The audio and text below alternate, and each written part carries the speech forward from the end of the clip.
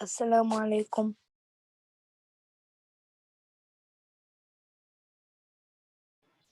Walaikum assalam. We're just going to be starting in about 2 minutes. Okay.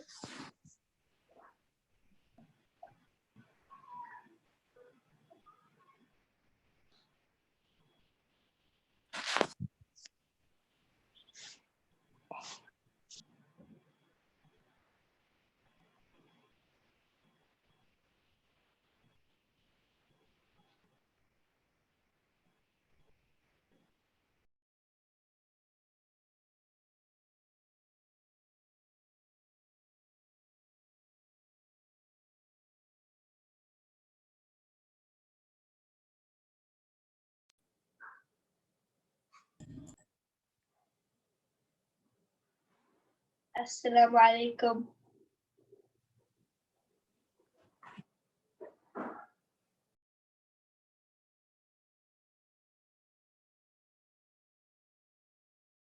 Walaikum assalam. We'll be starting in 1 minute, so just wait for a few and inshallah, we'll begin.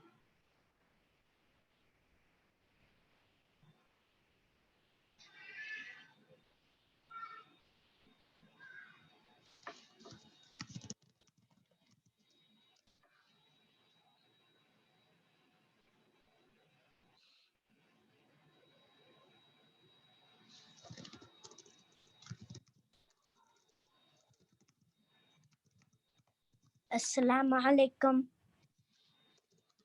Walaikum assalam.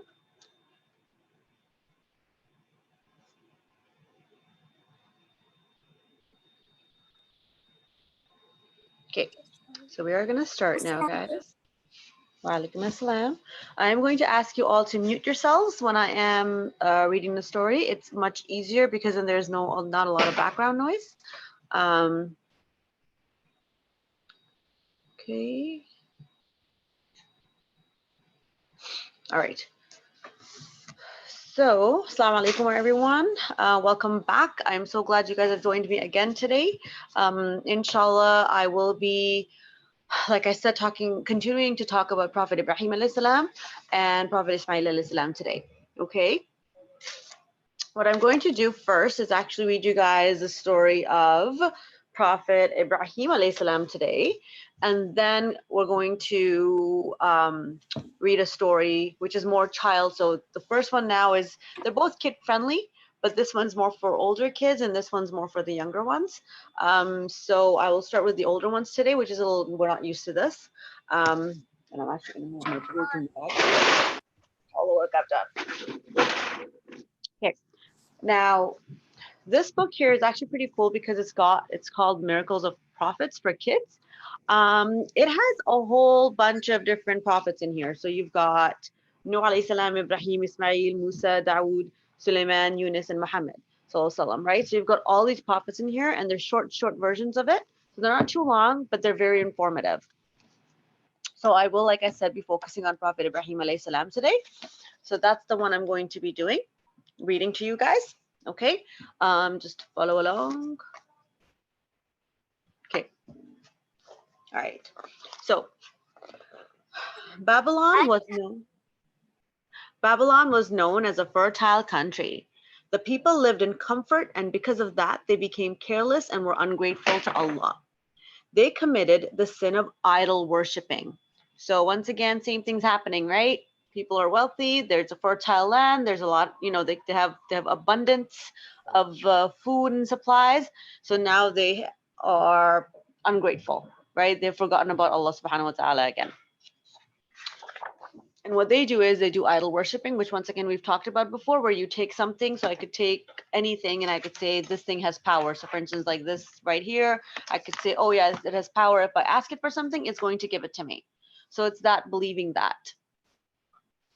One day, King Namrud, the king of Babylon, dreamt that his kingdom was destroyed by a boy. He became fearful because he believed that his dream would become a reality. He believed that one day a boy would be born and take away his powers. Now, I'm not sure if you're familiar with another prophet, like all the prophet stories, but there's another one that has a similar story, the similar beginning. And you can actually type it in the message if you know what it is, and then I will tell you if you guys are correct or not, because there's another prophet that this happened with. After that, King Namrud ordered his men to check each house to find any newborn babies. He wanted all male newborns to be killed. So similar story to someone else, or the beginning at least. It was during that period when Prophet Ibrahim alayhis salam was born. With Allah's protection, he was taken away and hidden in a cave inside the forest. As he grew up, Prophet Ibrahim alayhis salam always contemplated on life. So he always wondered about life, the universe, and searched for the truth. He would wonder who created the universe. Now at this point, he has no clue. He doesn't know anything about Allah subhanahu wa ta'ala. He doesn't know Allah subhanahu wa ta'ala. There's, he's there. He doesn't know that. He just feels these things. He thinks about these things. When he saw the sparkling stars at night, he thought they were God. But they disappeared behind the clouds one night, and Ibrahim alayhis salam thought that the stars could not be God. He said to himself, I will never worship something that is not eternal. He came to the same conclusion about the sun and the moon. Now there are some faiths out there that believe that the sun is they think that the sun is a god, or might think the moon is a god. So there are people who do believe that. But with Prophet Ibrahim alayhis salam, he right away thought, no, that's not possible. Finally, he said to himself, my God is the one who created the sky and the earth. Okay, so then he thought to himself, you know what? These are not the things to be worshipped. What is worship? Who we need to worship is the one who created them. Okay, because definitely that is the bigger being. That's definitely more supreme and more powerful. When he finally got the chance to return to his homeland, Prophet Ibrahim alayhis salam was surprised to see the people in his country were worshipping idols. He was even more surprised when he found out that his father, Azar, was a sculptor who built the idols for himself and others to worship. So now he's dealing with his own family, right? It's his own father who's making these idols that everyone else is worshiping. So it's a very tough battle for him to fight. Now imagine going to your parents and saying, oh, you're doing something wrong. You think they will like that? Now he has to go to his father and tell him what you're doing is wrong. Seeing the situation, Prophet Ibrahim alayhis salam prayed to Allah for guidance. He wanted Allah to teach him the way to free the people of Babylon from worshipping idols. He prayed, "Oh Allah, show me the path to the truth. If you don't guide me, I will be lost just like them." Not only did Allah give him guidance, but Prophet Ibrahim alayhis salam was appointed as a prophet for his people.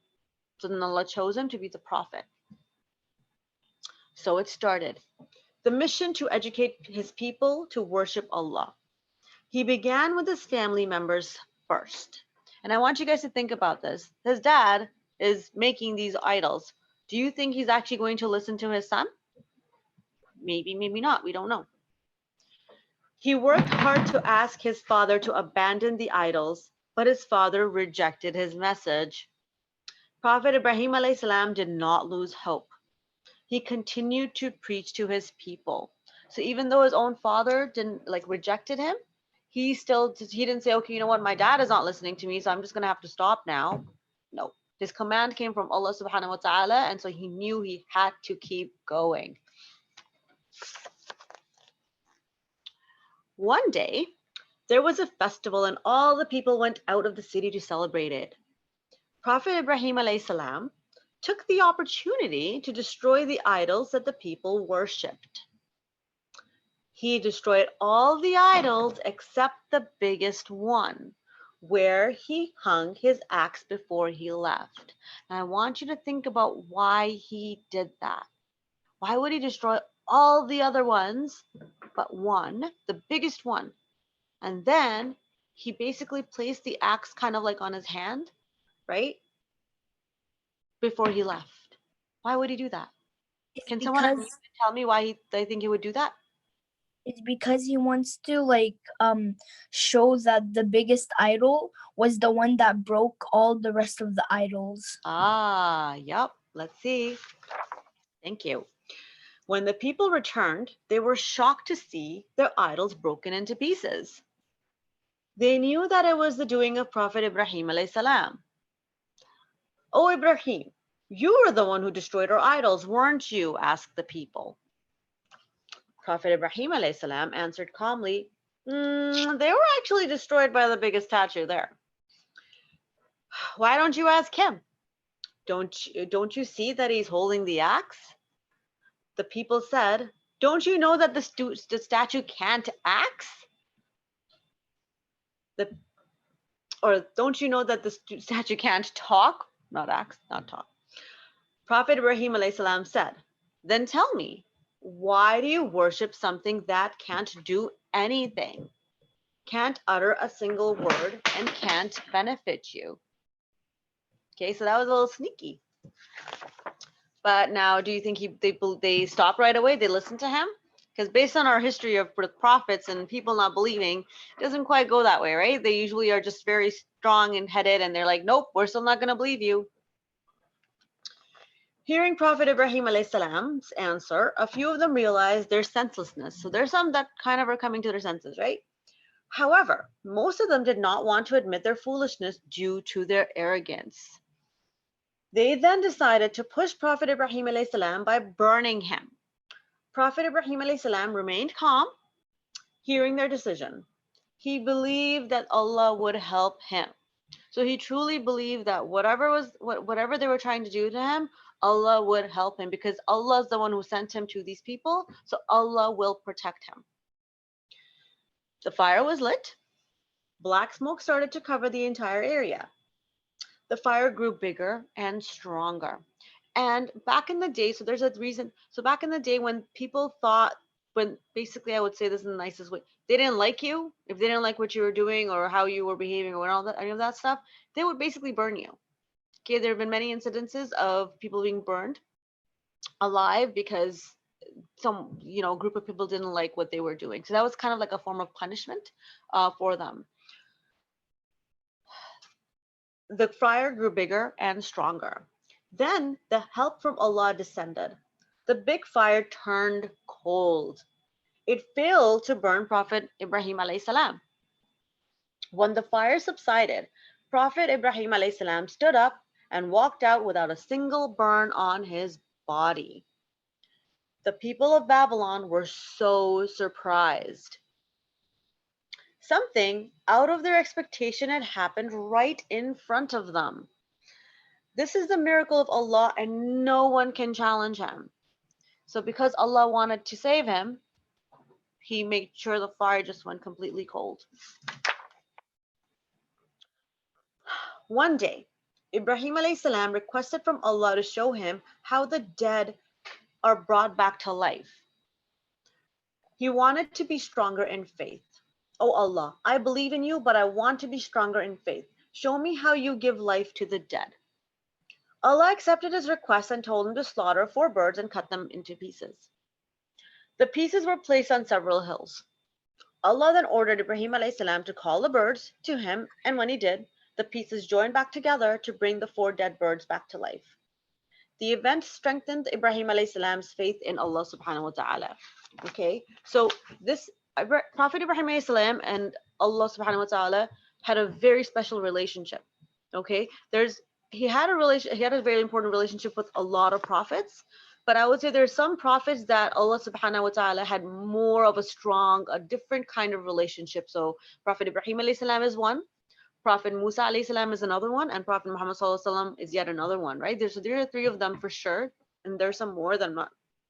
Prophet Nuh alayhi salam had a special relationship as well. They have a very different relationship with Allah subhanahu wa ta'ala. So they can ask Allah for these things, and Allah will say, "You know what? I'll show you how it's done."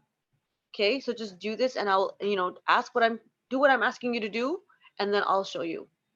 Okay, but they had this very special relationship, which is why you can see these things happening for us, because they wanted to, Prophet Ibrahim alayhi salam wanted to see, you know, I want to believe in you more, but so show me this. How is it possible? Okay. And they did this so that we can listen to these and read it and say, okay, you know what? Prophet Ibrahim alayhi salam tried and tested it and worked. So, and, you know, we believe in it as well. Okay. So this is the story of Prophet Ibrahim alayhi salam and how he had to basically call his people to believe in Allah subhanahu wa ta'ala. Okay. And like I said, the reason I talk about Prophet Ibrahim alayhi salam a lot here is because there's two faiths that are coming out of him, right? He has Prophet Ismail alayhi salam and then Prophet Ishaq alayhi salam. So they both kind of um, venture off on their own almost. So Prophet Ismail alayhi salam has his own line from which we get Prophet Muhammad sallallahu alaihi wasallam and Islam. And then from Ishaq alayhi salam, we get Judaism and Christianity, right? So you get those two branches of our monotheistic religions from Prophet Ibrahim alayhi salam. So he is super important. Now, let's talk about Prophet Ibrahim Prophet Ismail alayhi salam. Okay. Now,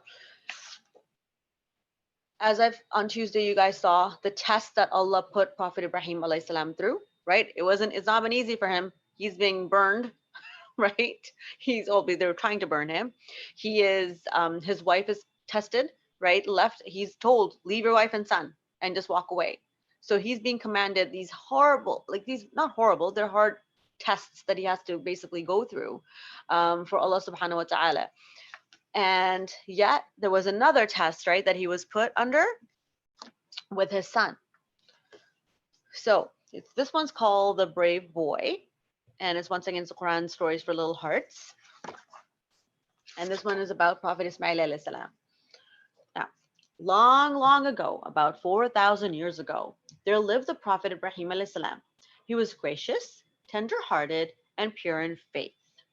His family lived in a beautiful valley, which is now known as Mecca. So remember this from Tuesday? One night, the Prophet Ibrahim alayhi salam dreamt that he was sacrificing his son Ismail alayhi salam. This was an order from his Lord. So he dreamt about it.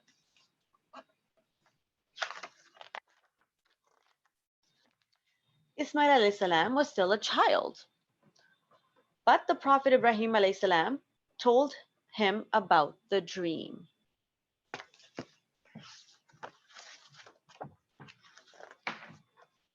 Ismail alayhi salam was a brave boy. He was ready to obey the command of Allah, who had created him. So even though he's a small kid, he is still saying, you know what? If you've dreamt this, if Allah wants you to do this, then do this. Okay, so put yourself in his shoes. Okay, what would you do? How would you react? So without hesitating, he said to his father, do what you are commanded, father. God willing, you will find me one of the steadfast.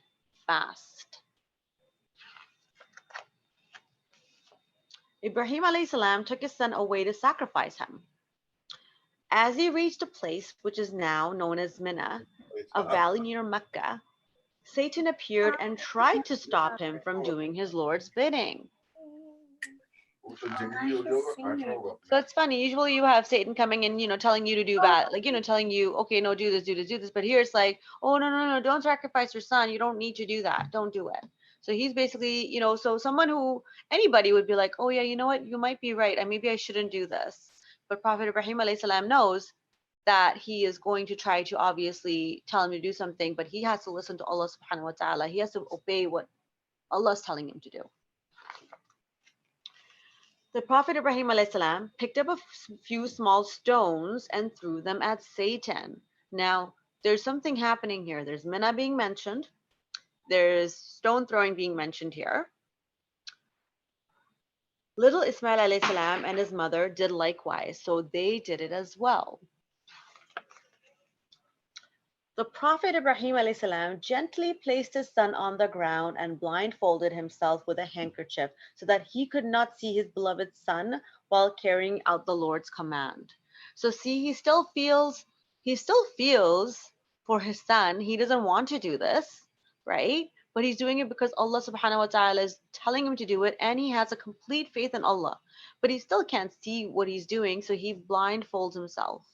He's still following Allah's command. He still knows Allah has the best interest in mind. He doesn't know what it is, right? Imagine going in blind, literally blind. You don't know what's going to happen.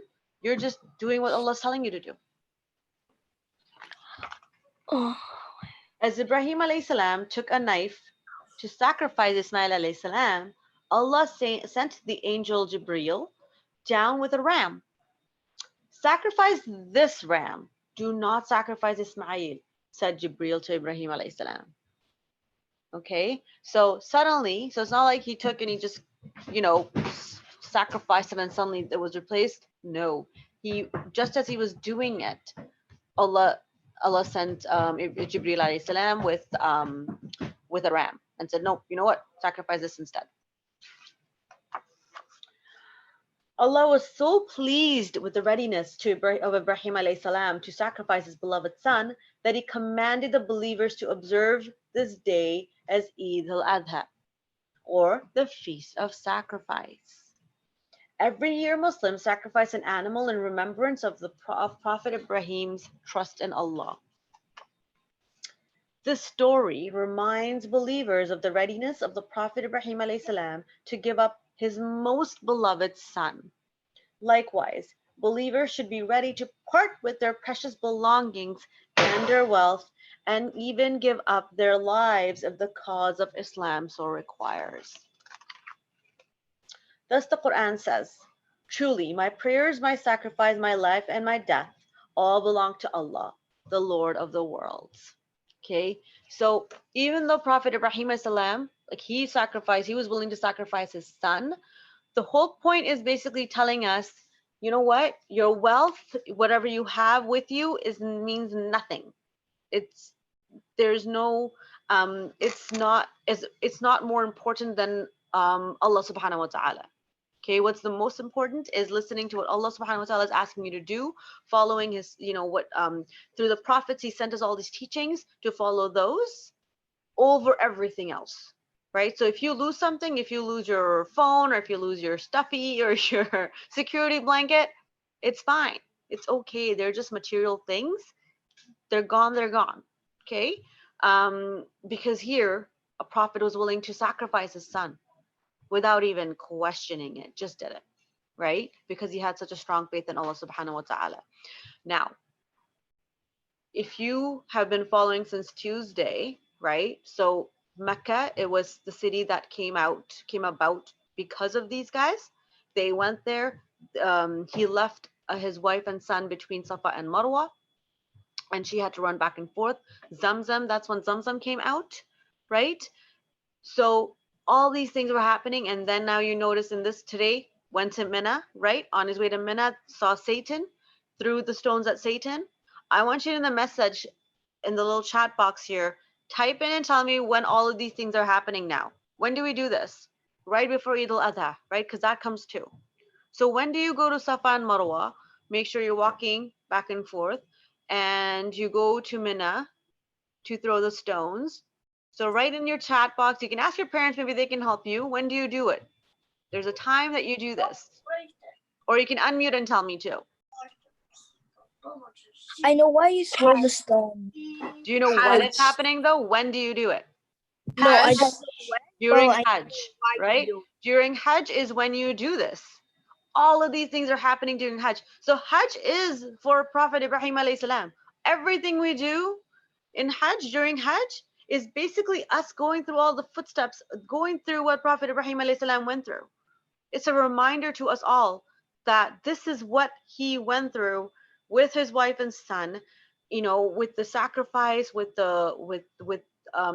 believing them, right? All of those things, they're all kind of to commemorate, right? And he's the one who started Hajj. Allah told him, call the people to Hajj. So he's the one who started it all. So when we do Hajj, when we perform Hajj, we have to think of Prophet Ibrahim alayhi salam and what his family went through. Okay, and so that's, I really wanted to talk to this about you guys. I know Ramadan is coming up, but then after that, Hajj is the next thing after Ramadan. But I wanted to bring this up with you guys because Prophet Ibrahim alayhi salam is, like I said, like without him, there would be no Islam, there would be no Judaism, there would be no Christianity, like they wouldn't be there. So he's kind of, Allah used him as the vessel, like Allah used him to bring the future of all the monotheistic religions. Even though monotheism was there, right? Adam alayhi salam believed in Allah subhanahu wa ta'ala, Nuh alayhi salam believed in Allah subhanahu wa ta'ala. They were all like, believing in Allah was there, but after Prophet Ibrahim alayhi salam, it really got like, this is like, it became more concrete. Okay. I just love the story of Prophet Ibrahim alayhi salam. Now, so if you have any questions, feel free to either put it in chat box or you can unmute and ask me right now. 10 seconds. If not, then I will inshallah see you on Tuesday. Thank you. Thank you. No problem. Thank you. Okay, thank you so much for Thank joining us you. today, guys. I will see you on Tuesday. Assalamu alaikum. Thank you. Walaikum You assalam. too. You're welcome. Thank you. Thank you. Bye. Wait, well, I have like one little thing. Like I know why you're supposed to throw stones. Why are you supposed to throw stones? It's because like you're throwing stones at Shaitan. That's what my dad told me. Yep. And that's how, because he was throwing stones at him too, right? That's what Prophet Ibrahim alayhi salam did. They started throwing stones at Satan when he tried to tell them, don't try to sacrifice his son. And then his wife and his child, so Ibrahim, Ismail alayhi salam and Hajar did the same thing. They started throwing their own stones too. Okay, and that's why we do that. Okay, good. You guys are very engaged today. I love it. Okay, I will see you guys on Tuesday. Assalamu alaikum.